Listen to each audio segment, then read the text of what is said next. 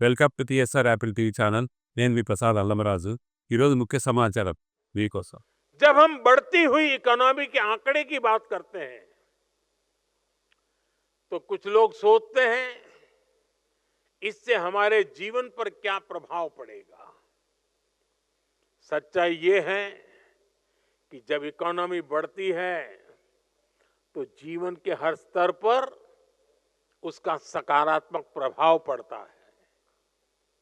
इस सदी के पहले दशक में भारत $1 ट्रिलियन की इकोनॉमी बना। मैं 21st सेंचुरी का फर्स्ट 10 ईयर की बात कर रहा हूं। तब इकोनॉमी की साइज छोटी थी, इसलिए तब भारत का खेती का बजट कुछ हजार करोड़ रुपए था। भारत का इंफ्रास्ट्रक्चर बजट 1 लाख करोड़ रुपए से भी कम था। और उस समय देश की क्या स्थिति थी? उस समय ज्यादातर गांव सड़कों से वंचित थे,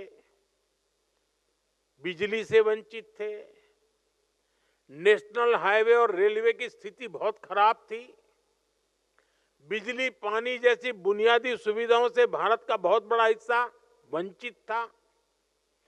साथियों, इसके कुछ समय बाद भारत $2 ट्रिलियन की इकोनॉमी बना।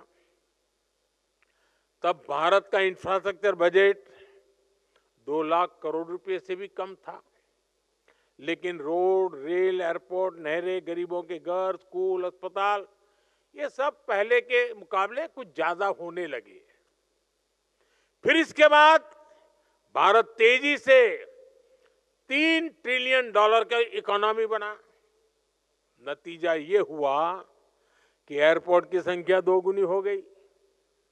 देश में वंदे भारत जैसे आधुनिक ट्रेनें चलने लगी। बुलेट ट्रेन का सपना जमीन पर उतरने लगा। भारत ने दुनिया में सबसे तेज गति से 5G का रोल आउट किया। देश की हजारों ग्राम पंचायतों तक ब्रॉडबैंड इंटरनेट पहुंचने लगा। 3 लाख से अधिक गांवों तक सड़कें पहुंच गई। नौजवानों को 23 लाख करोड़ रुपए का बिना गारंटी वाला मुद्रा लोन दिया। मुफ्त इलाज देने की दुनिया की सबसे बड़ी योजना आयुष्मान भारत शुरू की गई। किसानों के बैंक खाते में हर वर्ष हजारों करोड़ रुपए सीधे जमा करने की योजना शुरू हुई। गरीबों के लिए 4 करोड़ पक्के घर बनाए गए। यानी अर्थव्यवस्था जितनी बड़ी होती गई उतना ही ज्यादा विकास के कार्यों ने गति पकड़ी,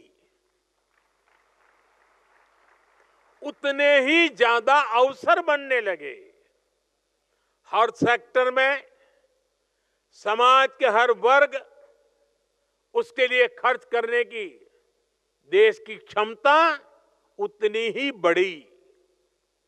साथियों, आज भारत करीब करीब $4 ट्रिलियन इकोनॉमी है। इससे भारत का सामर्थ्य भी कई गुना बढ़ गया है। 2014 में जितना इंफ्रास्ट्रक्चर का पूरा बजट था, जितने पैसे में रेल, रोड, एयरपोर्ट सब बनाए जाते थे, उससे कहीं अधिक पैसे आज भारत सिर्फ रेलवे पे खर्च कर रही है। आज भारत का इंफ्रास्ट्रक्चर बजट 10 साल पहले की तुलना में करीब 6 गुना अधिक है। 11 लाख करोड़ से ज्यादा है।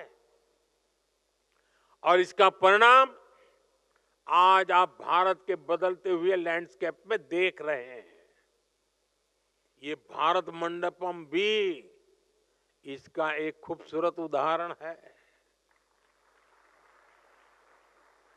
आप में से कोई लोग पहले अगर यहाँ प्रगति मैदान में आए हो तो मेले लगते थे बीच में, और देश भर के लोग यहाँ आते थे। टेंट बना करके काम चलता था। आज ये सब संभव हुआ। साथियों, अब हम यहां से बहुत तेज गति से $5 ट्रिलियन इकोनॉमी के पड़ाव की तरफ बढ़ रहे हैं। आप सोचिए, जब हम 5 ट्रिलियन तक पहुंचेंगे तो विकास की स्केल कितनी बड़ी होगी, सुविधाओं का विस्तार कितना ज्यादा होगा। भारत अब इतने पर ही नहीं रुकने वाला। अगले दशक की समाप्ति होते होते भारत $10 ट्रिलियन के पड़ाव को भी पार कर जाएगा। आप कल्पना कीजिए, इससे बढ़ती हुई इकोनॉमी में जब आपका कैरियर आगे बढ़ेगा तो कितने सारे अवसर आपके लिए होंगे। आप जरा कल्पना कीजिए, 2047 में आप किस उम्र के होंगे, आप अपने परिवार की किन व्यवस्थाओं की चिंता में होंगे। आप कल्पना कीजिए 2047 में जब आप 40-50 के आसपास होंगे, जीवन के एक महत्वपूर्ण पड़ाव पर होंगे और देश विकसित हुआ होगा, तो उसके सबसे ज्यादा फायदा किसको मिलेगा? किसको मिलेगा?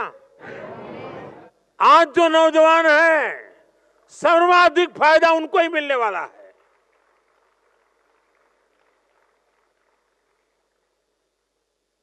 और इसलिए मैं आज आपको पूरे विश्वास से कह रहा हूं, आपकी पीढ़ी न सिर्फ देश के इतिहास का सबसे बड़ा परिवर्तन करेगी, बल्कि उस परिवर्तन की सबसे बड़ी लाभार्थी भी होगी।